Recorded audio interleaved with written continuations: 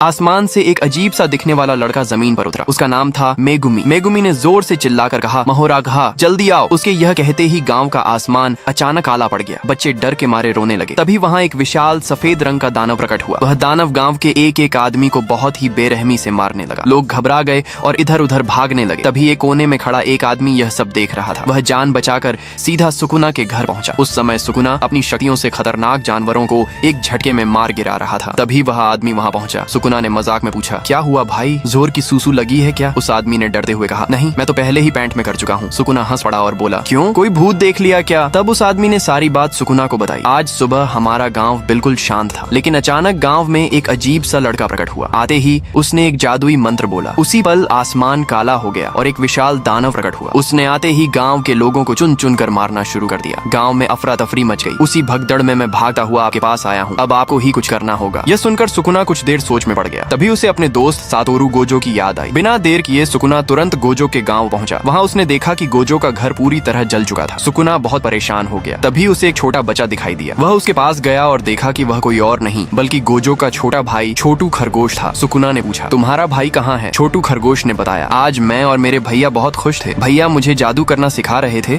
और मैं अच्छे से सीख भी रहा था, लेकिन तभी मुझसे गलती से ऐसा जादू हो गया जिससे आसमान काला पड़ गया। उसी समय आसमान से एक अजीब सा लड़का उतरा। उसने चिल्लाकर कहा, महोराघा जल्दी आओ। उसके मंत्र बोलते ही एक सफेद दानव प्रकट हुई। ये सब देखकर मेरे भैया गुस्से से पागल हो गए और सीधे दानव के सामने खड़े हो गए, लेकिन उस दानव ने उन्हें एक बक्से में बंद कर दिया और फिर दोनों कहीं गायब हो गए। यह सुनकर सुकुना के होश उड़ गए। उसने कहा, अब मुझे ही कुछ करना पड़ेगा। छोटू खरगोश बोला, मैं भी आपकी मदद करूंगा। अब दोनों तैयार थे। दूसरी ओर पास के गाँव में तबाही मची हुई थी। महोराघा लोगों को कुत्तों की तरह मार रहा था। मेगुमी एक कोने में खड़ा हंस रहा था और सातोरू गोजो उस बक्से में बंद था। सुकुना और छोटू खरगोश यह सब छुप कर देख रहे थे। सुकुना ने कहा, मेरे पास एक जबरदस्त योजना है। फिर उसने छोटू खरगोश को अपना पूरा प्लान समझाया। दोनों के चेहरों पर शैतानी मुस्कान थी। उसी समय मेगुमी लाशों के ढेर पर बैठा मजे ले रहा था। तभी छोटू खरगोश उसके सामने जाकर खड़ा हो गया। जोर जोर से हंसते हुए बोला, अरे लड़के, तेरी शक्ल से ज्यादा सुंदर तो मेरा पिछवाड़ा है। यह सुनकर मेगुमी बहुत गुस्सा हो गया। उसने फिर से महोराघा को बुलाया और कहा, महोराघा इस बच्चे को जान से मार दो। महोराघा छोटू खरगोश के पीछे दौड़ पड़ा। यह देखकर मेगुमी जोर जोर से हंस रहा था, लेकिन तभी सुकुना चुके से आया